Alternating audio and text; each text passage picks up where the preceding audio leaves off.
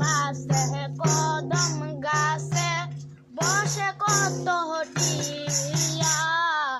আমার মনে কষ্ট দিয়া কারে করলা বিয়া বন্ধুরে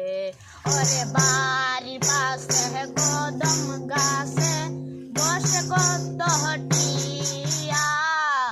আমার মনে কষ্ট দিয়া কারে করলা বিয়া বন্ধুরে ওরে কি অপরাধ পাইয়ার বন্ধু সাইরা গেলা মুরে